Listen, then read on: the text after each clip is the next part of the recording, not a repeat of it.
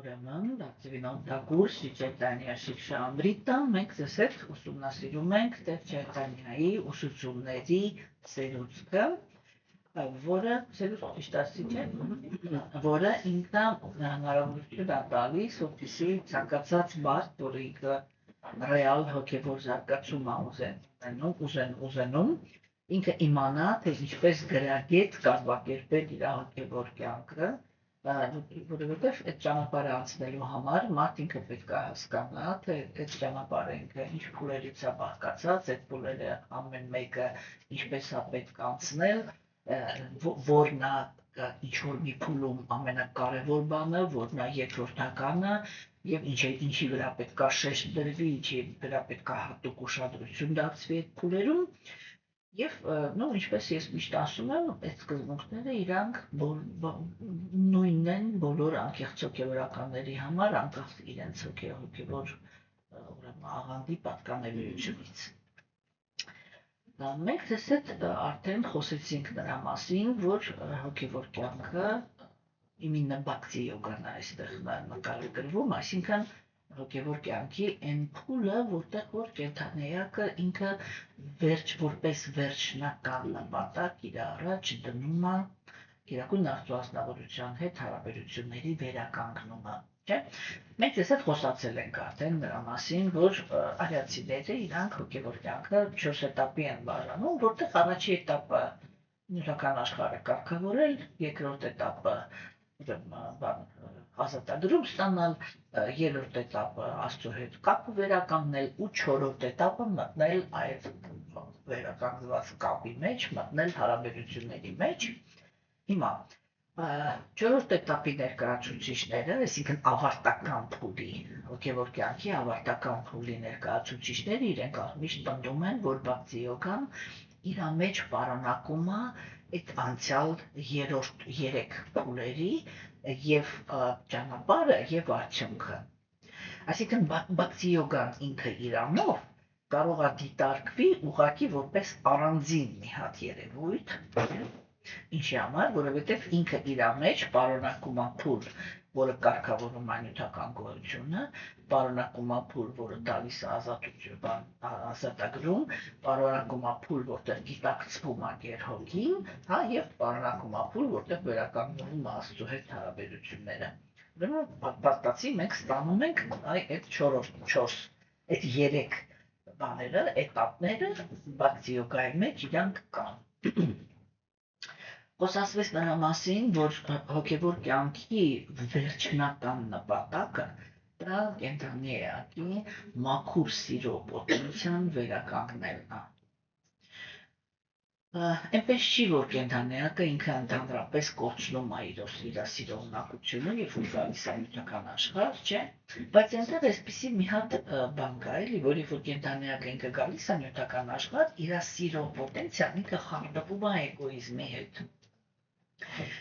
Այսինքն կենդանիակը մի կողմից կարողանում է սիրելու ունակությունը պահպանում է,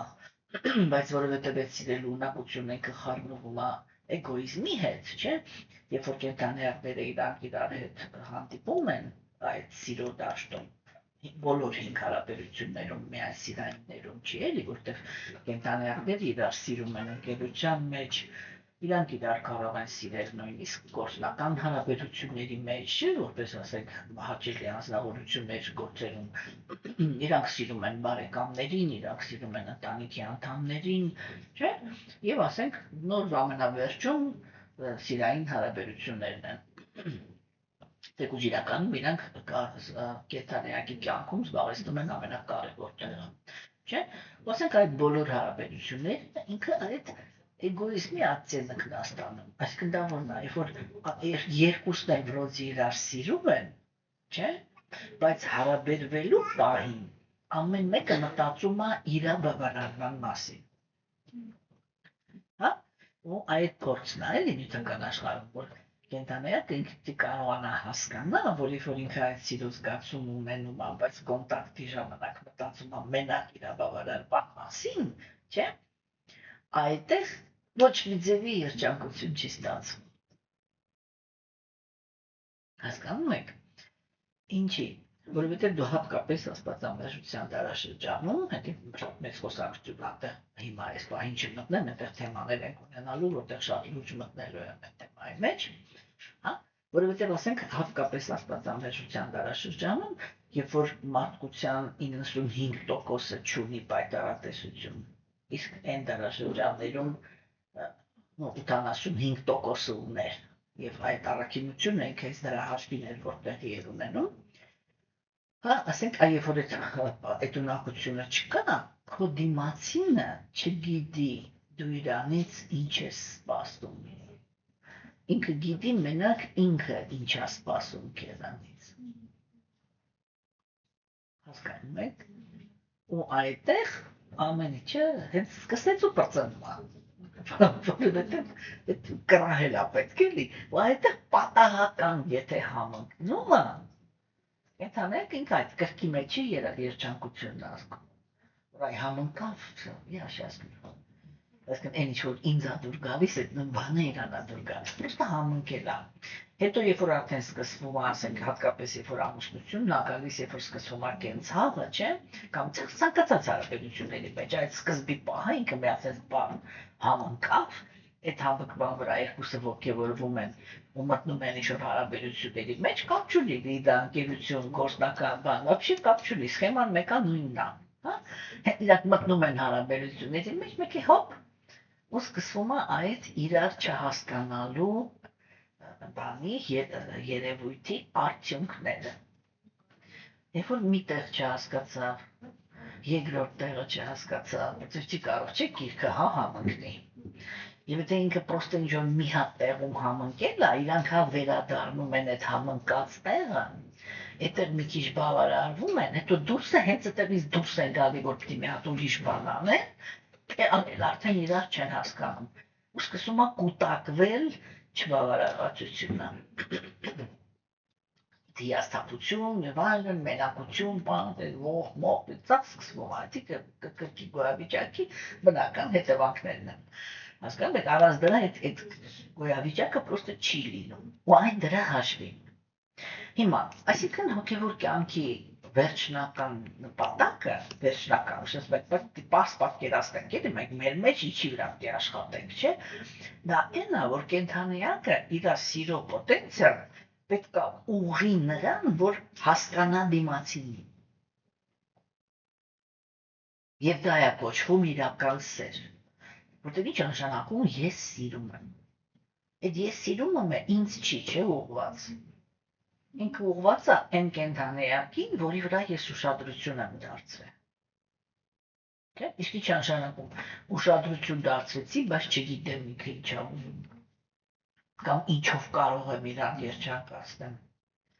Հասկանում եք, օրինակ տեսեք նյութական աշխարհում, չէ՞, այդ սիրո ցիպոչկան ինքը շատ անհեթեթ է։ Մենք գալիս ենք կենդանիակին, ասում ենք ես քեզ սիրում եմ, չէ՞, բայց երբ որ ասեցինք ես քեզ սիրում եմ, հետո սկսում ենք գնալ նրա հետևից, թե իսկ այդ որ ես քեզ սիրում եմ, դու ինձ ինչով կարող ես երջանկացնես։ Դեռ մի հատ անհեթեթ սիրո հետ ոչ մի կապ չունեցող պահանջ։ Այդ է որ ասում աղտոտված է էգոիզմով։ Հասկացաք, չէ՞։ Հիմա ինչ է ասում բարյացին։ Ինքը ասում է, այ որ դու ասում ես ես քեզ սիրում եմ, դա նշանակում է, որ դրանից անմիջապես հետո դու պիտի ուզենաս, որ այն ում որ դու սիրում ես, ինքը լինի երջանիկ։ Ու քեզ համար այն ամենաբարձրունքը, քեզ համար պիտի մեկը լինի քո հաշվին, քո հետ, թե առանց քեզ։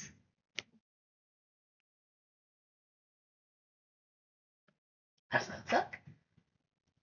Ինքը միջև տարավ, չէ՞։ Ուրեմն այսա վերջնական նպատակն է, որպեսզի կենդանիակը իր ներսում ազատվի սերը էգոիզմի հետ խառնելու սովորությունից կամ ցանկությունից։ Հասկանում եք։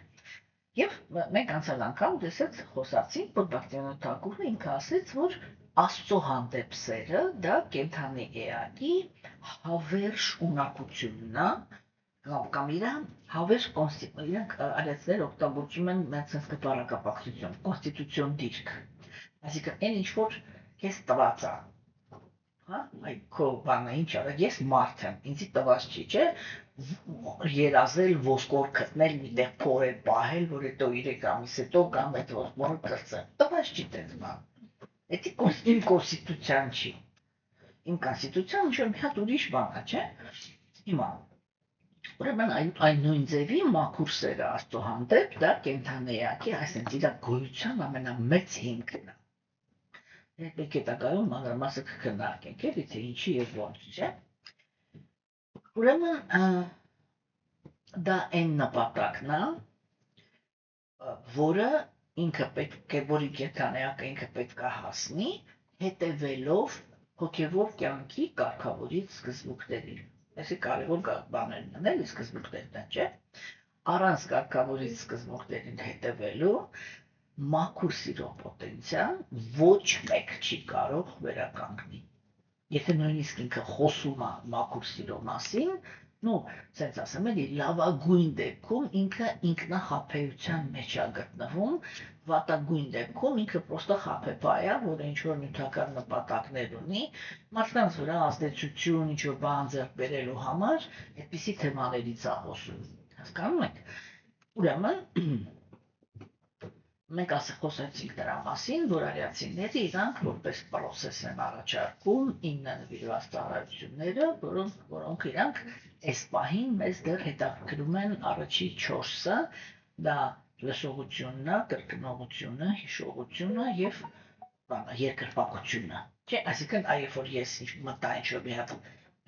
պրոցեսի մեջ, որը ինձ բերեց պրակտիկայի, որտեղ երկրպագությունը դա արդեն պրակտիկան է։ Երբ որ ես գիտակցում Աստծո աստավորությանը մտցրեցի իմ կյանքը։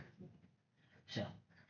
Այդ լսողությունը, կրկնողությունը, հիշողությունը ինքը դրա համարն է, դրա համար գոյություն ունի, էլի որ ես Աստծուն մտցնեմ իմ կյանք։ Թե ինչպես է արվում, մենք հետագայում խոսանք հիմա, էլի կամաց։ Հա։ Ուրեմն ասվեց, որ այդ մաքուր սիրո առաջի արտահայտումն է հիշողությունը։ Այսինքն, երբ որ մենք իրապես գերագույն Աստծո ազնվորության մասին ենք լսում, այլ ոչ թե ինչ-որ հորինված կերպարի, չէ, գերագույն Աստծո ազնվորությունը ինքը մեր սրտում ապրում եւ Բաղարդ գիտանում մենք դա խոսացել ենք, ինքը ասում է, որ ես եմ տալիս հիշողությունը։ Եվ այդ ես եմ տալիս հիշողությունը ինքը այդ սիմպտոմն է, որ եթե կենդանեակը ինքը կարողանում է հիշել հոգևոր գիտելիքը, դա նշանակում է, որ իր ու Աստծո միջև այդ առաջի ամենանուրբ, ամենաբարակ սիրային թելը ձևավորվել է։ Հա, այսինքն գերագույն Աստծո ազնվորությունը իր հանդեպ առաջի սիրո առաջի սիմպտոմը համարում է, երբ որ կենդանեակը ուզում է իրան հիշի։ Հասկացաք։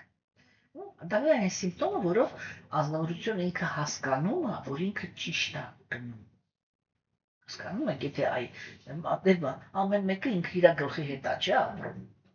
Ամեն մեկը ինքը գիտի, չէ, ինքը հիշում է Աստծուն, թե չի հիշում։ Հասկանում եք, մեր դարաշրջանում, որ կա կեղծ կրոնականությունը, չէ, կեղծ կրոնականները իրանք ինչ են անում, իրանք ձևացնում են, որ իրանք կրոնական են, որպեսզի ազդեցություն ձեռք բերեն մարդկանց մեջ, չէ։ Հիմա, բայց այդտեղ ինքը ոչ մի հոգևոր ռեզուլտատ այդ ձևականությունը չի կարող տալ։ Ճիշտ է, Բաքսիոնոս Թակուրը ինքը մի հատ հանճարեղ գաղափար է առաջ քաշում։ Գիտինատ գիրք ունի Քրիշնա Սամհիտա, որտեղ ինքը այդ սրտի մաքրագործման թեմաներն կրկնում, ես միշտ ասում եմ, որ Բաղավատամի երկրորդ շերտը, հիմնականում ես ու իմ ամուսինը մենք այդպես ենք էլի բացել, որ այդ բանալիները ստացել ենք այդ գրքից։ Հիմա, սերներ, չէ, ուրեմն ինքը այդտեղ մի հատ վերջում մի հատ այնպիսի հետաքրքիր գաղափար առաջ քաշում, ինքը ասում է, բայց ինչ որ այ ասում է այդ բան էլի կեղծ քարոզողների վրա ասում է, մի նեղացեք։ Որովհետև ասում է, իրանք այնքան են կրկնում հոգևոր գիտելիքը, մինչև դառնում են իսկական հոգևորականներ։ Հասկացաք, չէ՞։ Ինչքան ուզում եմ արանքում կերծավորություն անեմ։ Մեկ գիտելիքը հետ առաջ իրանց հետ սկսում այդ բանը անել, որ իրանք ազդվում են այդ գիտելիքից, էլի։ Ուզում եմ ասեմ, կոպիտ ասած, իմաստուն հայացքի համար դա не так страшно, էլի։ Հասկացաք։ Հիմա բայց հիշողությունը ինքը դա ամենաառաջի սիմպտոմն է, որ գերամնաստու ազդավորությունը ինքը համարում է, որ դու ճիշտ ես կրում։ Հասկանում եք։ Հիմա, այ ոնց է հիշողության առաջի սիմպտոմները որն են։ Հիշողության առաջի սիմպտոմները դա են, որ գալիս է կյանքային սիտուացիա, հա, եւ դու քեզ բռնում ես նրա վրա, որ դու հիշեցիր, թե այդպիսի սիտուացիաների վերաբերյալ ինչ է ասված Սուրբ գրվածքում։ Այլ ոչ թե սովորության համաձայն գործեցիր ըստ քո ոչ որ դու սովոր ես գործել։ Հա? Հասկանում եք, որովհետև այդ հիշողությունն է, որ ինքը իրանից հետո ձևավորում է ճիշտ պահվածքի փոփոխություն։ Հասկանում եք, դրա համար ինքը համարվում է առաջի սիմպտոմը։ Հիմա խոսացվեց նրա մասին, որ մաքուր սիրո պոտենցիալ կենթանիակի մեջ ինքը լիարժեք արտահայտվում է, երբ որ բանը վերանում է նյութական միտքը։ Հա? Որն է նյութական միտքը։ Նյութական միտքը դա նյութական աշխարհի հանդեպ նյութական ցանկություններ ձևավորող օրգանն է։ Հա? Ու քանի քո գլխում կա, էս է ուզում եմ ուզում, այս իջա ցանկություն ողբ։ Հա, ունեցած ցանկություն ողբ, բան, կլիկավանիա ցնծություն։ Այդ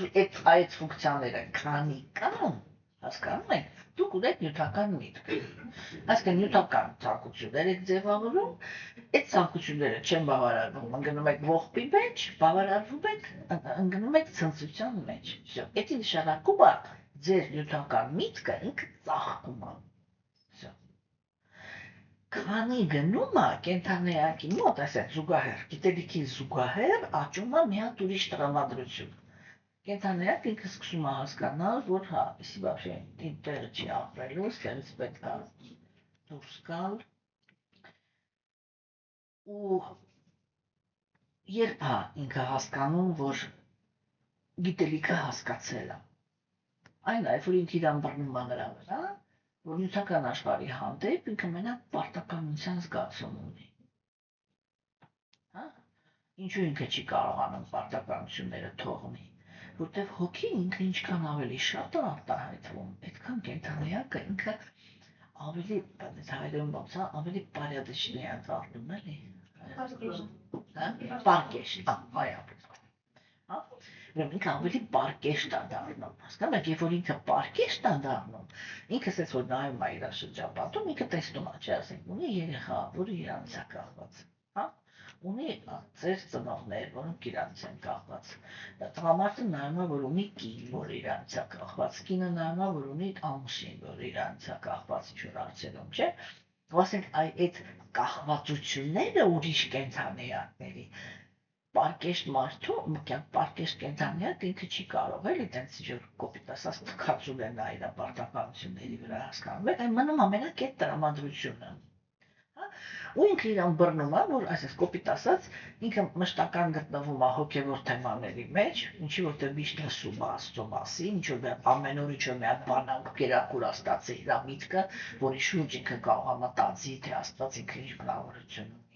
Այդ բնավորությունով ինքը ոնց է տարբերվում նյութական աշխարհում ապրող կենթանիներից։ Այդ էսա չէ մեզի որ մենք կապվում ենք Աստծուն, հասկանում եք, չէ՞։ Իսկ նյութական աշխարհը իր մոտ միշտ մի զգացում է, որ ինքը այդ վերևում որտեղ կա, ասեց իջավ, նայեց ինչ պարտականություններ ունի, այդ պարտականությունները ասեց կատարեց, որ բոլորը բավարարված են, ու նորից ծլրվեց վերև։ Հասկացաք։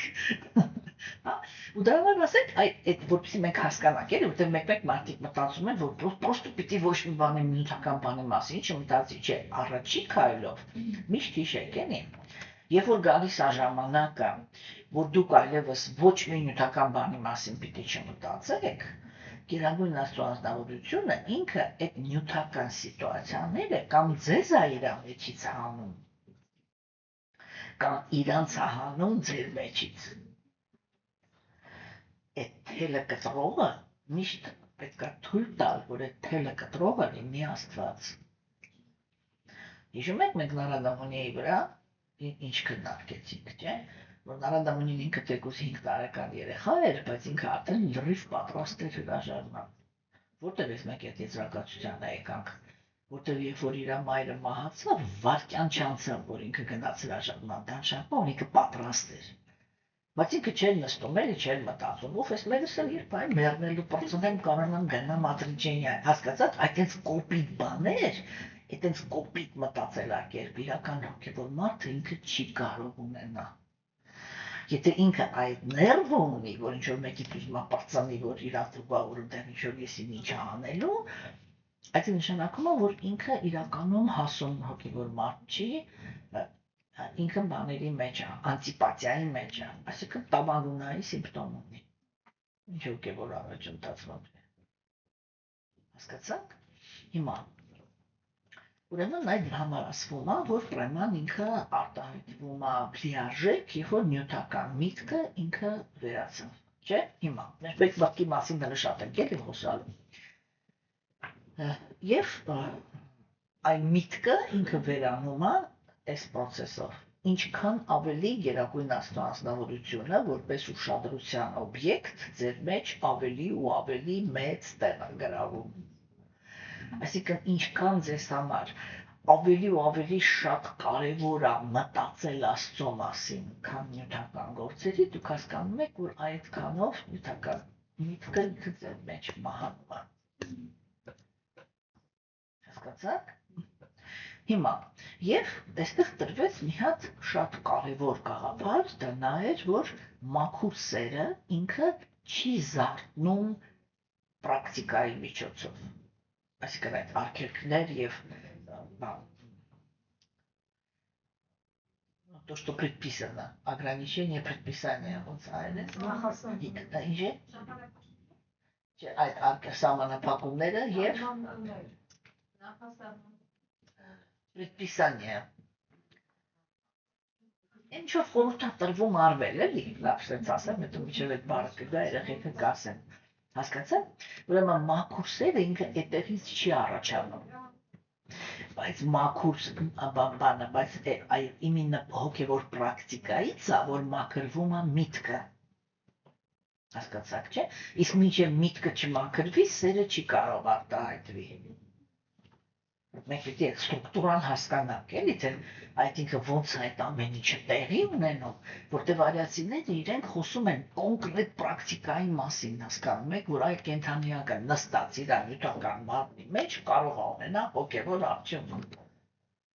Ու այդ արդյունքը ինքը կարող լինի ֆանտաստիկ։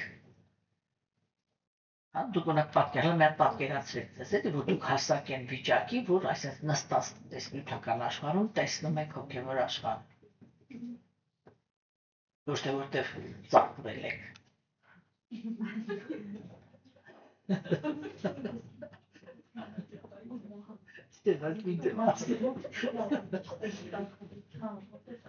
Հասկացաք, չէ՞, ջաները։ Ուրեմն այս այա կարևորը, որ այսինքն այդ պիտի հասկանանք, որ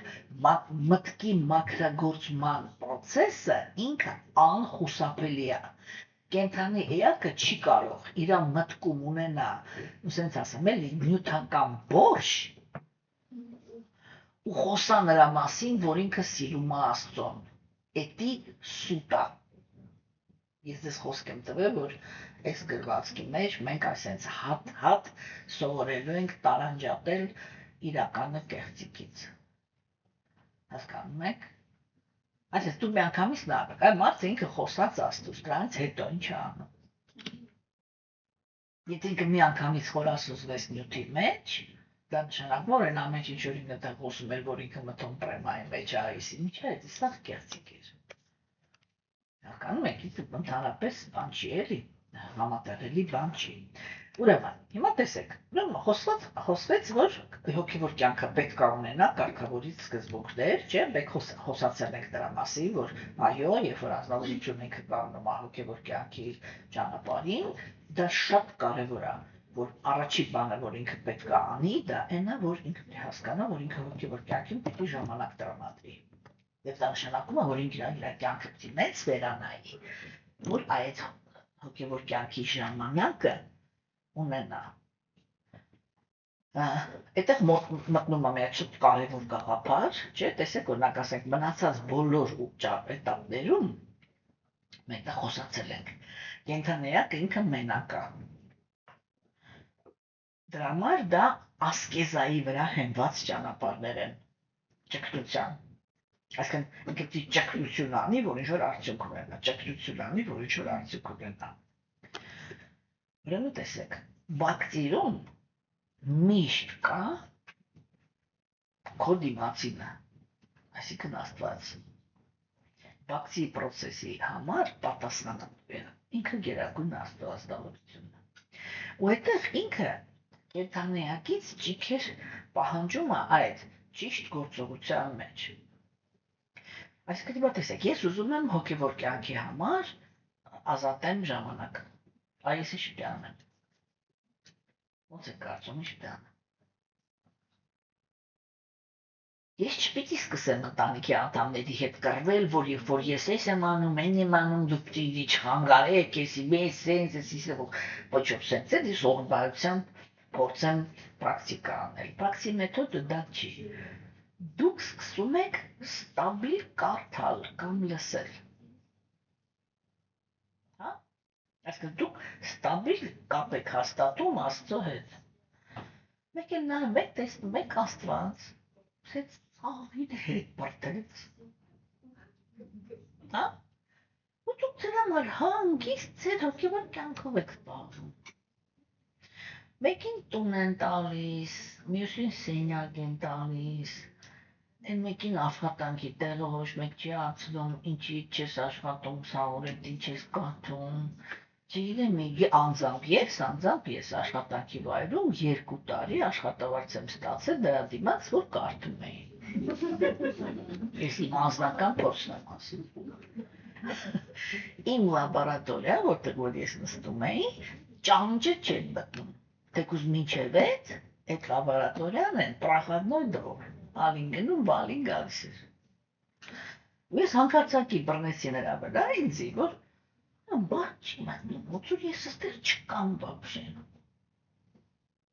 Հասկացաք։ Այսինքն դա քո ճիքերը չեն։ Դու կատարում ես ճիշտ ճիքը, գերագույն անձնավորությունը, ինքը մի հատ հայտարարություն անում։ Ինքը ասում է, երբ որ անձնավորությունը ինքը անկեղծ է գալիս դեպի ինձ, ես իր մոտ պահպանում եմ այն ինչ որ ինքը ունի, իմ դեպքում աշխատանքը, ու տալիս եմ այն ինչ իրան չի երիկում։ Իմ դեպքում ոչ մեկ եղանակ ստացվում։ Հասկացաք։ Այսինքն այդ հոգևոր կյանքով զբաղվելու հնարավորությունը ինքը ձեռքաբերվում ոչ թե պատերազմի հաշվին, այլ դրա, որ դուք սկսում եք կենտրոնանալ Աստծո վրա։ Այ հենց որ դուք էդի արեցիք, այն մնացածի բոլորի ամեն ինչի հարցերը գերագույն աստվածավորությունը ինքը լուծում է։ Հասկանում եք, հա? Ուրեմն, եւ խոսացվեց նրա մասին, որ բակտի յոգան ինքը 2 մաս ունի, այս իրականացվածքը պիտի լավ հասկանանք, չէ՞, կարգավորիչ սկզբունքների մասը եւ արդեն այն մասը, որի մասին ընդհանրապես ոչ մի տեղ ոչ մեկ չի խոսում։ Դա իրական հոգևոր զգացմունքներն են, մաքուր, որը ինքը կոչվում է բհավա կամ պրեմա մաքուր սերենի, հասկացաք, չէ՞։ Եվ ասենք այդ 2 մասն էլ իրանք իրար մեջ, ամեն մեկը իր մեջում ունի իր ստրուկտուրան։ Հիմա կարգավորիչ սկզբունքների մասը, չէ, ինքը ունի 2 բան, 2 բաժանում։ Մենք դրա մասին խոսացել ենք անցյալ անգամ, չէ՞, կասիկը բայց տուպը կարգավորիչ սկզբունքները, երբ որ հոգևոր պրակտիկան ինքը վերցվում է որպես պետք է, մենք անցյալ անգամ մանրամասը դրա մասին խոսացինք, չէ՞, եւ երկրորդ մասը, որը ինքը հիմնված է այն գաղափարի վրա, որ առանց սրա էլ չեմ կարող շնչել, կոպիտ ասած, ինքը կոչվում է ռագա, այսինքն սպոնտան կապվածություն Աստծո հանդեպ, հա, սկզբում դա նորմալ է, որ կենդանիակը ինքը ոչ մի կապվածություն չունի գերագույն Աստծո ազնվորության հանդեպ, չի, օրինակ ասենք ինքը Տեր Քրիստոսն Բhagavad Gita-ն ինքը ինչ ասում, ինքը ասում է սկզբում իմ մոտ գալիս է տառապանքից։ Տառապանքից ով է Աստծուն կապված եղնում, ոչ մեկ տառապանքից, պրոստը հույս են ունենում, որ Աստված պոնկտի տառապանքից կհանի, վсё։ Էդ է կապվածությունը, չէ՞։ Հիմա հաջորդները նրանք են, ովքեր որ ուզում են բարելավել իրանց իրավիճակը, այսինքն այդքան շատ առանձնապես տառապանքներ չունեն, բայց ուզում են լինեն ավելի հարուստ, ավելի երջանիկ, ավելի, չգիտեմ, ավելի չունեն ավելացնեն։ Հիմա այդտեղ Աստծո հանդեպ սեր կա, չկա, չէ՞։ Բայց ինչ կա, այդտեղ ամենասկզբում ինչ է առաջանում, եթե գերագույն Աստծո ազնվորությունը ինքը տառապանքից ազատում է, կենդանիակը լցվում է բանով, բագադարնստից։ Երախտագիտության տրամադրությունով, չէ՞։ Եթե ինքը օգնում է, որ բարեկեցության մեջ հաստատվի, երախտագիտությունը ավելի է շատանում, չէ՞, առաջի քայլով ազատեց տառապանքից, երկրորդ քայլով ավելացրեց երջանկությունը, չէ՞։ Այս երկու փուլը իրանք հատկապես աստվածամեժության դարաշրջանում ահավոր կարևորություն ունեն։ Եվ հենց այս երկու փուլի դեմ է, որ ամենաշատը, ամենակատաղի ձևերով պայքարում են սատանիստները, հա, որպես կեղծ կրոնականներ։ Իրանք գալիս են, մտնում են կրոնի մեջ, անգիր են սովորում կրոնական տեսությունը, դրա հաշվին բաներ ունենում, կարիերայի աճ, հա, եւ կրոնը կազմակերպում են այնպես, որ ոչ տառապանքից բրծնելու, ոչ էլ բարելավելու գործընթացների մեջ ոչ մեկ չկարողանա հաստատվի։ Ինչի համար, որ անդաց ոչ մեկ Աստծուն շնորհակալ չմնա։ Հասկանում եք, եթե ինքը իրական մաքսան դառը բաներ են էլի, աստվածամեժության դարաշրջանում այդ դաշտը ինքը շատ հաճախ շատ ահավոր է լինում։ Հիմա, հա, ուրեմն տեսեք, մենք խոսացինք դրա մասին, որ երբ որ կարգավորիչ սկզբունքներն են, չէ՞, հիմա տեսեք, եթե մենք խոսում ենք կլասիկայի մասին, այսինքն այն աստվածակենտրոն դարաշրջաններում, երբ որ 4 փուլերով անցնում էր կենդանիակը, ու բակցին իրան թույլ էին տալի, որ ինքը մոտենա մենակ այն ժամանակ, երբ որ ինքը յոգ էր, որը իր սրտի մեջ տեսնում էր գերհոգում, բակցին ժամանակ ուրիշ ոչ մեկին չէր տրվում։ Արիական քաղաքակրթության մեջ վակցին տրվում էր միայն այդ յոգերին, որպես այդ իրաց կյանքից կյանք, անցած ճանապարհով վերջնական արդյունքը։ Այսինքն մեր դարաշրջանում ապրած հոբ ու միանգամից տալիս են եսի միջ։ Մենք այս դասախոսությունից առաջ կարդացի ChatGPT-ի կարծիքը Տեսչայտանյայի գալուստի վերաբերյալ, չէ՞։ Հասկանում եք, ուրեմն կլասիկայի մեջ, չէ՞, Բաքսիդոթակուրը ինքը սկզբից քննարկում է կլասիկան։ Ինքը ասում է նրանք, ովքեր ազատ են կապվածությունից, իրանք վերցնում են բաքսի յոգայի կարգավորիչ սկզբունքները։ Դա ինչ է նշանակում, ինչ է նշանակում վերցնել բաքսի յոգայի կարգավորիչ սկզբունքները։ Դա այն է, որ անձնավորությունը ինքը իր բոլոր քայլերը, ինչպես էլ ռեալ կյանքում, այնպես էլ իր հոգևոր առաջընթացի մեջ, բոլոր իր քայլերը անում է, ոչ թե պրոստը համապատասխան, գիտեք, որտեղ ինքը ասենց երկու բան կա, էլի։ Այդ նույն, ասենք, նյութական գոյությունը կարգավորելու էտապը, չէ, որը կոչվում է կարմե յոգա, այդ նույն էտապը կենդանիակը ինքը որ գալիս է տառապանքից եկել բաների բարելավելու մոտիվով, չէ՞, ինքը իրականում, եթե մենք խոսում ենք իր ու Աստծո հարաբերությունների մասին, հասկանում եք ինչ եմ ասում, հա, պատճի, հա, Այ որ մենք այդ հարաբերությունների մասին ենք խոսում, այդ этаպում իր տրամադրությունը սենց է, ինքը գալիս է կանգնում աստուց կախվածության մեջ, որ խնդիրը լուծի։ Հենց խնդիրը լուծեց, որ ասոզվում է իր նյութական կյանքի մեջ ու վայելում է այն հնարավորությունները, որ իր առաջ բացվեցին։ Հենց մի հատ խնդիր առաջանում, պատկերավոր ասած, նորից վազում է բոմբա առելու։ Հենց ցանկությունը կատարվեց, եկեղեցին էլ ամորանում, մոմնել, էնիշնել, հասկացա՞ք, չէ՞։ Հիմա, տեսեք, իսկ այստեղ, երբ որ խոսվում է բակցիի մեջ, չէ՞, այդ բակցիի մեջ գալ եւ առանց կապվածությունների, էլի, ընդունել բակցին, դա նշանակում է, որ ինքը հոգևոր պրակտիկան անում է ոչ թե նրա համար, որ ինչ-որ նյութական խնդիրներ լուծի։ Հիշում եք, բակավատանում է ինքը ամենասկզբում ինչ ասեցի սարամարում եմ, вообще կրոնի նյութական արդյունքները։ Դե вообще ինքնաշտը չի։ Ու որ նյութական արդյունքներ ուզում, գնացեք,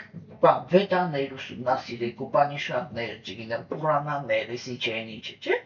Բայց հիմա մեր դարաշրջանում էլ ասված է, որ այդ գրվածքները չեն աշխատում։ Իսկ բակսի յոգան ինքը տալիս է բոլոր արդյունքները։ Դրա համար եմ ասում էլի, որ այստեղ այդ ինչ-որ բակսի նոթը հիմա կասի, դա կլասիկան է։ Բանի ժամանակ աստվածամերժության դարաշրջանում էսի փոխվում է։ Դրա համար ինքը որ ասում է, ցանկություններից ազատներն են ընդունում բակսի յոգայի կարգավորի սկզբունքները, այսինքն երբ որ ամեն մի քայլը դրվում է գերագույն աստվածավորության կամքի տակ, բայց նպատակը ոչ թե այնա, որ իմ խնդիրը լուծեմ գնամ վայելելու, այլ այնա, որ Աստվածի ձանից գոհ մնա։ Հասկանում եք, մենք հասկանանք։ Բակցի մեջ, չէ, իրական, այ դուք կարող եք հասկանալ, որ դուք դարձաք հոգևոր մարդ, որ դա ոչ թե այն ժամանակ է, երբ որ դուք հոգևոր պրակտիկան վերցնում եք, որ տառապանքներից բրծնեք կամ կյանքը բարելավեք, երբ որ ձեր նպատակը դա է, դուք կրոնը շահագործող եք։ Հասկանում եք, դուք կրոնը ընդունել եք, երբ որ դուք կրոնական պրակտիկան վերցնում եք, որ բավարարված լինի Աստված, այդ ժամանակ, չէ, երբ որ նույնիսկ դուք հոգևորի մեջ ստանում եք նյութական արդյունքը, դուք իրան սենց պլավնի վերցնում եք ու նորից օգտագործում եք հոգևոր կյանքի մեջ։ Հասկանում եք, այն ռեսուրսը, որը ինքը գալիս է, չէ, գնում են, այսպես մի անգամից անգահ կրքերի մեջ վառեք, բրծնի նորից գաք Աստծուց ինչ-որ նոր նախընտրեք։ Հասկացաք, չէ։ Այսինքն այդ առաջի էտապի տրամադրությունները իրանք նորմալ են, էլի, ես ուզում եմ, որ դուք միշտ հասկանաք, որ ոչ մեկին չի կար, ոչ մի էտապին, ոչ մի երևույթին չի կարելի վերաբերվել ներվով։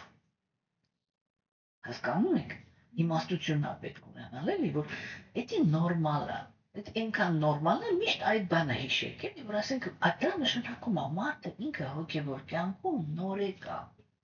Ու ես միշտ բերում եմ փոքր երեխայի օրինակը։ Երեխան, երբ որ նոր է ծնվել, մեզանից ոչ մեկ չի պահանջում, չէ, որ ինքը ակադեմիկոսի գիտելիք ունենա։ Կամ չգիտեմ, հենց ծնվեց ու բլբլա։ Որտեղ մենք հասկանում ենք, չէ, որ ինքը նոր է ծնվել, ինքը լպի ձևավորվի, մեծանա, մենք պիտի համբերենք, ես ինչը սենց։ Դրա համար ինչու եմ սա սրա վրա հատուկ ուշադրություն դարձնում, որտեղ ես միշտ ասում եմ, ամեն մի նորեկ, որ ինքը մտնում է հոգևոր մարդկանց դաշտ, ինքը մի հատ հետաքրքիր հոգեբանություն է ցուցաբերում։ Նորեկ լինելու իրավունք ունեմ մենակ ես։ Այստեղ մենակ ես ա, որ նոր եմ եկել, ասենք, իմ թերությունների հետ բոլորը պիտի չնկատեն, հաշվի չնստեն, ես իմ ինչ, բայց մնացած բոլորը պիտի իրանց պահեն մաքուր նվիրալների պես, ոսկե թերություն ունես, բայց հոգևոր դաշտա չհասկացա, որ կողա հոգևոր մարդը մի հատ թերություն ունենա։ Այդ մարդը այդտեղ չի ուզում, էլի մի հատ նկատի, որ ասա դու էլ ես, չէ, նոր ես եկել, ու քո մեջ դեռ ոչ մի բան չի փոխվել։ Հիմա վաղը դու էլ ես ամեն օր գալու։ Եվ քո թերության հետ էլ են, չէ, բոլորը շփվելու։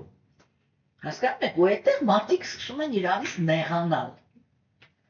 Այս գիտակցությունը, որ մենք դե հասկանանք, որ երբ որ անձնավորությունը ինքը բանա հասուն չի, ընդ որում այստեղ մի հատ շատ կարևոր թեմա կա, որ այդ հասունությունը ինքը տարիներով չի որոշվում։ Եթե դուք իմանաք, թե ես ինչ քանակությամբ մարդիկ եմ տեսել բակցի դաշտում, որոնք իրանք 25-ից 30 տարի եղել են պրակտիկայի մեջ, բայց մնացել են կանիշտատիկանի, այսինքն այդ նյութապաշտ հոգևոր մարդ։ Իր մեջ ընդհանրապես այդ տարիների ընթացքում մի միլիմետրի փոփոխություն չի եղել։ Այսինքն այդ որ դուք որ հասկանաք, որ ինքը հոգևորի մեջ երեխա է, դա տարիքի քանակությամբ, տարիների քանակությամբ չի որոշվում։ Դուք պետք է նայեք իր հետաքրքրությունները, իր մոտիվը, թե ինքը ինչ մոտիվով է հոգևոր դաշտում։ Եթե իր մոտիվը նյութական է, կարգավորող է ինչից բացայից ինչին հասնա, իսկ ոնց եք իմանում, տենց մարդը ինքը հենց տենց էլ խոսում է։ Բա գիտես, ես հենց որ եկել եմ, չգիտեմ, կապ չունի որտեղ, մուսուլմանություն, քրիստոնեություն, բակցի, вообще կապ չունի, ես որ եկել եմ հոգևորի մեջ, այս ինչ է իմ մոտ նենց վատ, բայց նենց հալված է։ Հասկացա՞ք, ու ինքը տենց էքստազի մեջ է, պատմում անես ոնց որ էդի, հա,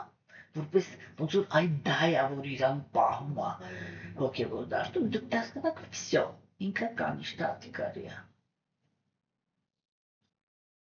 Իսկ դա նշանակում է, որ ինքը լիքը թերություններ ունի, այսինքն իր կեղծ եսը ծաղկում է вообще-ն։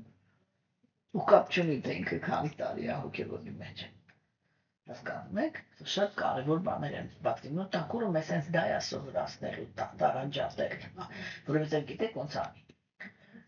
Ես որ փոքր էի կներեք էլի մի բան ասեմ, հա։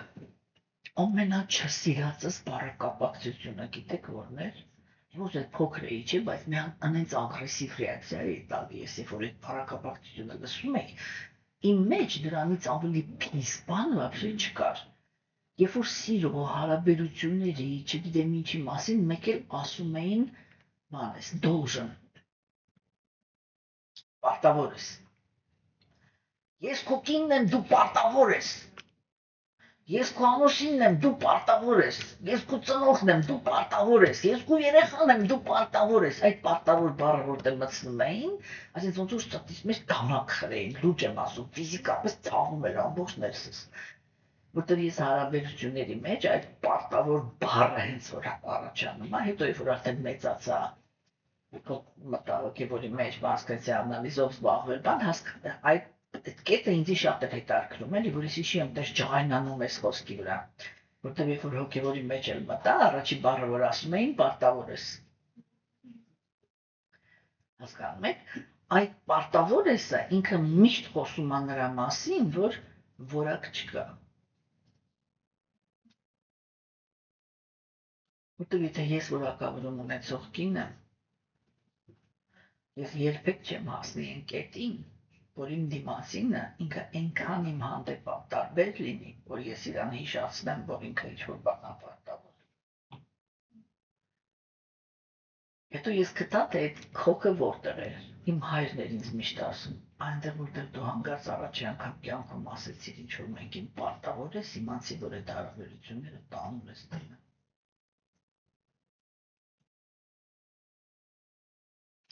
Ու ես իր այդ մինչև հիմա համաձայն եմ։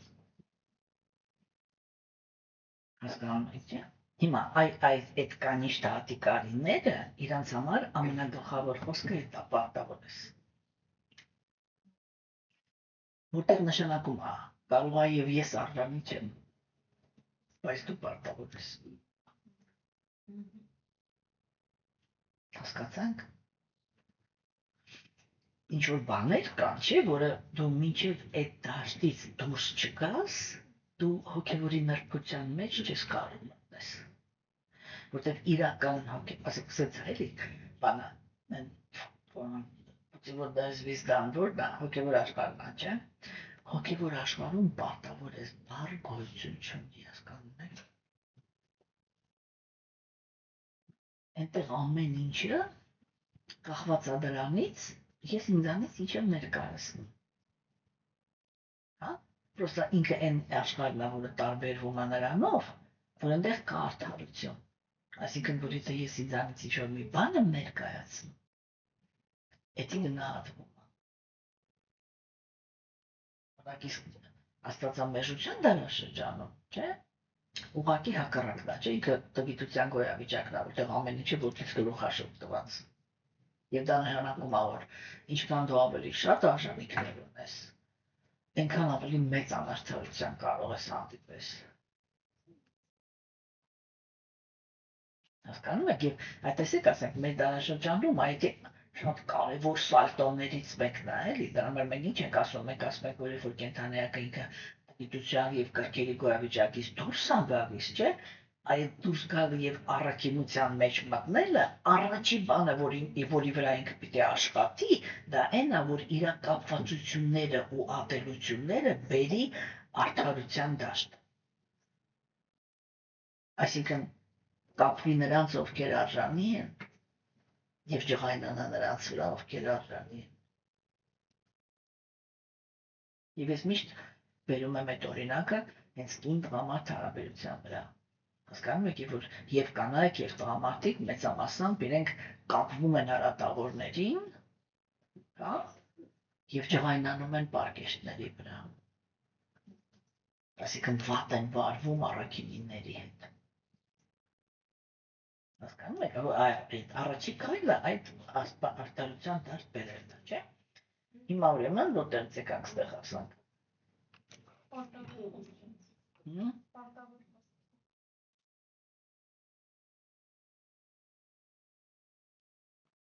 Это им քննարկում, որ պարտավոր է ստացնել должен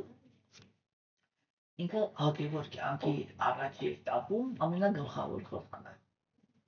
Որտեղ ես եկա հոգևոր կյանք, ու ես դեռ չունեմ ռեալ կապվածություն Աստծո հանդեպ, բայց հասկացել եմ, որ ճիշտը դա է։ Այսինքն պետք է զբաղվել հոգևոր կյանքով։ Չէ՞։ Բայց ամենակարևոր բանը, որ պետք է հիշել, որ այդ պետքայի բանը տարածությունը պետք է շատ արագ անցնել։ Այսինքն պրակտիկան միշտ պետք է այնքան լավ անել, հատկապես սկզբում, հա? Այ ամենակարևորը է, էլի, որ ասենք, դուրս գաս օվկիանոսի մեջ։ Հասկացաք, չէ՞։ Որովհետև այդ этаպի մեջ, եթե դուք ցկցկեցիք, մի անգամից պետք է հասկանաք, որ ձեր հոգևոր պրակտիկան դուք մտցրեցիք ճահիճի մեջ։ Ունտեղ հետագայում փթելու, չգիտեմ, ես միշտ այդ պրոցեսի գնիենի, Քայքայման, չգիտեմ ինչ, այդ բանի պրոցեսներից բացի ուրիշ ոչ մի բան տեղի չի ունենալու։ Հասկանում եք։ Այսինքն ձեր ներքին աշխարհը ինքը փթում էր նյութական ցավերի, հիասթափությունների, դեպրեսիաների մեջ, հիմա ինքը նույն ձևի սկսում է փթել հոգևորի մեջ։ Դրա համար այդ ինչ պետք է, այդտեղից պետք է շատ արագ անցնել հիմա, դա ոնց է անում ընդհանրապես։ Այստեղ այդ նույն բանն է, որը խնդրում եմ շատ ու շատ լսեք։ Ոչ այդ բանը ինքը կախված չի մեզանից, այլ կախված է ուղիղ այդքանով, որ ես ճիշտ գործողություններն եմ անում։ Ինչի վրա ես դի ուշադրություն դարձնեմ։ Ես դի ուշադրություն դարձնեմ նրա վրա, որ ես աշխատում եմ գիտելիքի հետ։ Ու դա ինձի շատ արագ է դուրս բերում այդ պարտավոր եմ դաշտից։ Երկու բան կա, որը շատ ուժեղ գործոններ են, որոնք իրանք շատ արագ դուրս են բերում։ Դա գիտելիքի հետ աշխատելն է եւ սուրբ անկյուն ունենալը։ Հա? Սուրբ ասածը ծառայություններ անելու սովորությունը։ Այդ երկու բանը, որ միացավ իրար, դուք շատ արագ դուրս եք գնում։ Նորից եմ ասում, տասնյակ տարիներ կարող եք գաք այստեղ նստեք։ Առանց ավելնորդ համեստության ասեմ, էլի, եսի մինչ տիեզերական ճշմարտությունները լսեք ու հայտնվեք ճահիճի մեջ, որովհետև չեք աշխատել լսածի հետ։ Հասկանում եք։ Եթե աշխատել եք, այդ էտապը շատ արագ անցնում եք։ Էդի ամենավտանգավոր տեղն է, ինչի համար, հոգեբանության տեսանկյունից, ինքը այսպես է աշխատում։ Հոգին ինքը սպոնտան էմոցիոնալ երանության մեջ խորասուզվելու համար գոյություն ունի։ Հոգու համար ամենադժվար խոսքը դա պարտավորեսն է։ Այսինքն, երբ որ ես չեմ ուզում, երբ որ ես հաճույք չեմ ստանում, բայց ստիպված եմ անեմ։ Երկու պատճառով եմ չէ ստիպված լինում։ Մեկը, որ ինձ ստիպել են, օրինակ ասենք, ես ծնվել եմ Հնդկաստանում։ Ինձ ստիպում են, որ ես դու երկրպագեմ Նարայանայի։ Ես ծնվել եմ Հայաստանում։ Ինձ ստիպում են, որ ես պիտի լինեմ քրիստոնյա։ Ու դա անում են հենց փոքր տարիքից ամեն տեղ։ Չէ՞։ Եվ դա ստիպողական է։ Հետո ես մեծանում եմ, Հնդկաստանում եմ, բայց մեկ էլ հասկանում եմ, որ ուզում եմ քրիստոնյա լինեմ։ Չէ՞։ Նայեք ես միշտ իմ աշակերտներին պատմում եմ, ես կյանքում ասեք այդ ծնիկների հետ կապված ընդամենը մի հատ շփում եմ ունեցել, որը ինձ շոկ է պատճառել։ Դա եղել է իմ ուսանողը, որ ինքը Հնդկաստանից էր, իսկ նստեց։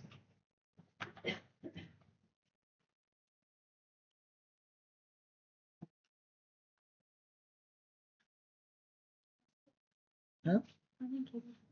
Բան չկա, ինքը ինչու է բատարեյկա, ո՞տ է զարեթկայի։ Ջան?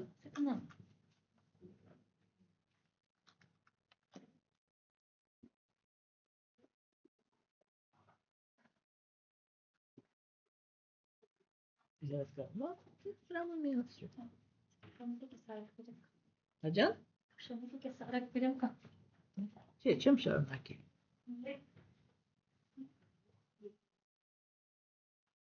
Ամեն ինչ հասկանում եք, տարկիր է։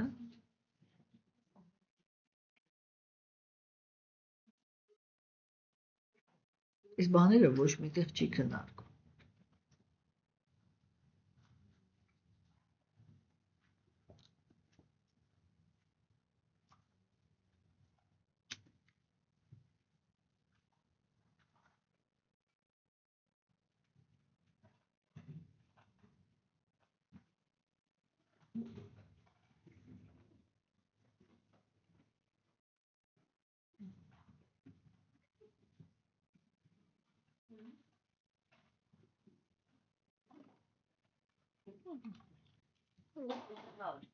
Կարող ես ստեղել տնես։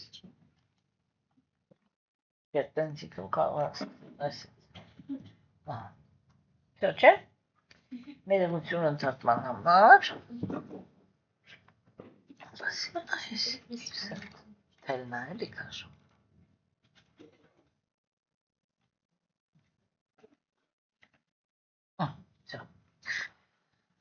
Հա, ուրեմն տեսեք, հոգու համար, որը ինքը նախատեսված է երանության համար, ամենածանրը հետի պարտադրանքն է։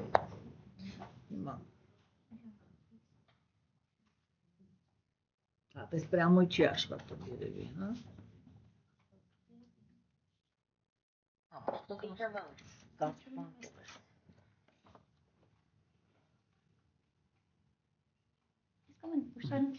Հա, հասկանում եք, որ կանգնեցինք այնտեղ, որ պարտադրանքը կարող է լինի դրսից։ Երբ որ քեզ դրսից են պարտադրում, ու եթե այդ ինչ որ քեզ դրսից պարտադրում են, հիմա ուշադիր լսեք, ինքը համապատասխան չի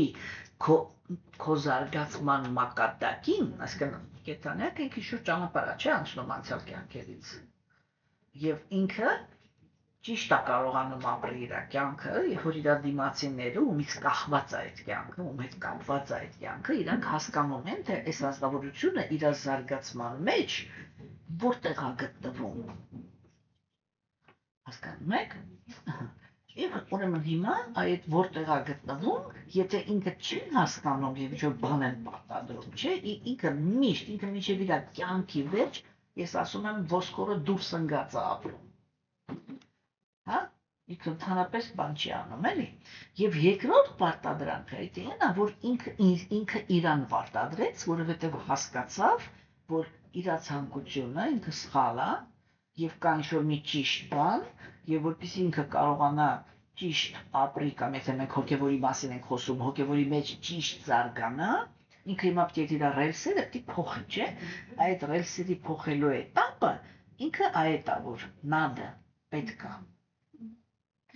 Այդ պետքանի մեջ հոգուն չի կարելի պահել երկար։ Հասկանում եք, տեսեք։ Հիմա մի հատ այդ տեսանկյունից նայեք բոլոր կրոնականություններին։ Հինդուիզմը նույն բանն է անում, չմտածեք որ ինքը ուրիշ բան անում, էլի։ Հա? Տեսեք մի հատ այսպես բոլորին հիմա մի հատ նայեք Աստծո հետ կապված հոգևոր մարդկանց համար ամենա հաճախ օգտագործվող խոսքը ո՞րն է։ Համբերությունը։ Այսինքն որտեղ են մտցնում հոգևոր մարդուն, որ դու մինչև կյանքիդ վերջ պիտի լինես այդ ճահիճի մեջ, որտեղ դու միշտ անում ես մի բան, որը քո դուրը չի գալի, բայց որը համարվում է ճիշտ։ Արիացիները իրանք ասում են ամեն ճիշտ բան կենդանեակին պիտի բերի երջանկություն։ Ցանկացած բան, որը կենդանեակին դարձնում է դժբախտ Աստծո հետ։ Ինքը Տրճարդանյանն ինքը ասում էր ցանկացած գաղափար, որը կենդանեակի մեջ ծնում է կապվածություն Աստծո մասին, ինքը ճիշտ գաղափար է։ Ցանկացած գաղափար, որը ինքը չի նպաստում այդ կապվածությանը, ինքը սխալ գաղափար է։ Հիմա հարց եմ տալի. ոնց կարելի է սիրել նրան, ով քեզ առաջարկում է մենակ համբերություն։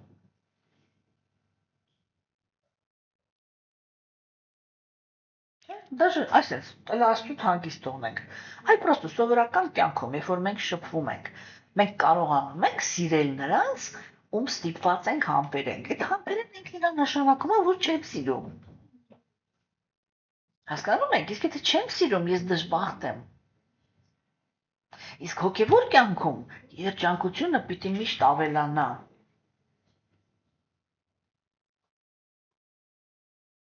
Հասկանում եք։ Ուրեմն այս դաշտից պետք է շատ արագ աշխատել դուրս գալ։ Միշտ հիշեք, եթե դուք այդ նորեկի տրամադրությունների մեջ, երբ որ ինչ-որ բան անում եք, որտեղ պետք է երկար եք մնում, всё, դուք ճահիճ սարքեցիք ձեր հոգևոր կյանքը։ Դրից էլ բան չկա էլի։ Խոսեցվեց նրա մասին, որ այդ կարգավորիչ սկզբունքները իրանք սկզբնական этаպում շատ կարևոր են կենդանեակի համար, եւ որպեսզի կենդանեակը ինքը բանանի, այդ պրակտիկան վերցնի, հատկապես աստվածամերժության դարաշրջանում ինքը կարևոր է հավատը։ Ես միշտ ասում եմ, հավատ խոսքը օգտագործում են միայն աստվածամերժության դարաշրջանում, որովհետև աստվածամերժության դարաշրջանից դուրս գերագույն Աստծո անձնավորությունները, իր մաքուր նվիրալները այնպիսի հաճախականությամբ են գալիս եւ նյութական աշխարհը եւ մեր մոլորակ չասնեցի, հա, որ այնտեղ հավատի հարց չկա։ Այնտեղ իրան տեսնում են, հասկանում եք, իրան ճանաչում են։ Դեռ այնտեղ հավատի հարց չկա, իրանք պրոստը գիտեն, որ այս անձնավորությունը ինքը կա, իրանք ռեալ այդ անձնավորության կողմից ստանում են այդ բանը, էլի օգնությունը, իրանք այդ հասկանում եք, օրինակ հիմա պատկերացրեք, որ հիմա մենք ընդունել ենք, ասենք, հոգևոր կյանքը, չէ՞, Ու պատկերացրեք, որ բարբերաբար գերագույն աստվածավորությունը ինքը ծնվում է մեր մեջ։ Այսինքն մեր մեջ ինչ-որ մեկի մոտ ծնվում է։ Դուք պատկերացնեք մեր մեջ կա ինչ պինդ այդ ժամանակ։ Այ արիացիները իրանք այդ դրանք են։ Հասկանում եք, իրանք հոգևոր տեսանկյունից պինդ մեջ կունեին։ Որտեղ իրանք այսպես ամեն քայլափոխում հասարակության մեջ մի հատ ճանճը անես չէր թռնում, բոլոր արիացիները գիտեին, հիմա կգա կամ իր մաքուր նվիրալը կամ Աստված։ Այդ ամեն ինչը կդնի իր տեղը ու կտողի կգնա։ Աստվածամեժության դարաշրջանի նախաշեմին գերագույն աստվածավորությունը ասում է ոչ ես եմ գալու, ոչ իմ նվիրալներն են գալու, ոչ էլ կիսաստվածները։ Ինչի, որտեղ սա այն դարաշրջանն է, որտեղ ծնվում են այն կենդանիակները, որոնք ոչ իմ կարիքն ունեն, ոչ իմ նվիրալների, ոչ էլ կիսաստվածների։ Սա կենդանիակներ են, որոնք իրանք ուզում են, իրանց գլխով ինչ ուզում են, ոնց ուզում են իրանց կյանքը դրսևորեն։ Իմաստ չկա, որ մենք այստեղ գանք։ Այդ իմաստը մենք դարամասին խոսացել ենք, տեղի ունենում 72 կիսաստվածամեժության դարաշրջանը մեկ։ Ու մենք բախտ ունենք, ծնվել ենք այն հենց այդ 72-րդ աստվածամեժության դարաշրջանի մեջ։ Հասկացաք։ Չէ՞։ Այսինքն սա ինքը ունիկալ երևույթ է, որ աստվածամեժության դարաշրջանում հոգևորը ինքը այ մենք հիմա թութու աշխով չտամ ազատ նստած զրուցում ենք աստվածային թեմաներից։ Երբ որ արիացիները իրանք նկարագրում են իրական աստվածամեժության դարաշրջանը, իրանք ասում են Աստված բառի համար մենակ մարդուն կախելու են։ Եթե ինքը բառը արտասանեց։ Հասկանում եք։ Հիմա ուրեմն այստեղ բանն է, էլի որ աստվածամեժության դարաշրջանում այդ առաջի այդ շարժիչ ուժը ինքը հավատն է։ Որտեղից է կենդանիակը ինքը ստանում հավատ։ Եվ որ ինքը գալիս է հոգևոր դաշտ, չէ՞։ Օրինակ ես այդպիսի աշակերտներ ունեմ, որ այդ իրանք հենց այդ դաշտից են, որոնք իրանք տասնամյակներ շարունակ կարող են լինել հոգևոր դաշտում եւ առաջընթաց չունենան, ու ես իրանցից նեղանում եմ։ Ու ես նեղանում եմ ոչ թե մենակ նրա համար, որ իրանք հենց իր առաջի հերթին իրանց հոգևոր կյանքը փչացրեցին, հա, այլև նեղանում եմ նրա համար, որ իրանք դառնում են իմ թուլությունը։ Ինչի համար։ Որովհետև տեսեք, այդ հավատը ինքը ամրապնդվում է, երբ որ դու գալիս ես եւ ունես օրինակ։ Օրինակ, որը ինքը անցել է հոգևոր ճանապարհի մեջ ու բավարարված է այդ ճանապարհը։ Հասկանում եք։ Երբ որ ազնվորությունը ինքը հոգևոր կյանքի մեջ բավարարված է, այն մարդիկ իրան նայում են, ինքը դեռ ոչ ոք չխոսա։ Իրանից այդ երջանկությունը այսպես դուրս է գալիս, չէ՞։ Իրանք իրան նայում են ու իրանք ասում են հոգու բանը որն է, ինքը ամենտեղ վայել կամակալի։ Ու երբ որ իրանք այդ յուրահատուկ հաճույքն են, վայելքն են տեսնում կենդանիակի բանի աչքերի մեջ, չէ՞, իրանք ասում են, այ ես էլ եմ տենց ուզում։ Այ դու ինչ ես անում, որ տենց ես։ Հասկանում եք։ Իսկ եթե իրանք գալիս են ու տեսնում են, որ մարդը, որը ինքը 15 տարի շարունակ եղել է բակցի մեջ, որը ինքը բակցի մեջ ստացել է բացարձակապես այն ամեն ինչ, որ ինքը ունի, պիտի ունենար, որպեսզի հաջողակ լիներ հոգևոր կյանքի մեջ, բայց ոչ մի բան չի արել, հա? Եվ նորեկը ինքը գալիս է եւ ասենք իր հանգած աչքերի ու մեկ էլ այդ 15 տարվա նվիրալի հանգած աչքերի մեջ ոչ մի տարբերություն չի տեսնում։ Կամ երբ որ ինքը շփվում է այդ ազնվորության հետ, որը 10 տարի հոգևոր կյանքի մեջ է եւ այն էլեմենտար առաքինության դրվածքները իր մեջ, պարկեշտությունը իր մեջ չունի, հա? Եվ նույն ձևի կարող է օցանա, նույն ձևի կարող է լինի մանրահոգի, ինչ որ աստվածամեժության դարաշրջանում մարդկանց բնորոշ է, ինքը որտեղից պիտի հավատ վերցնի։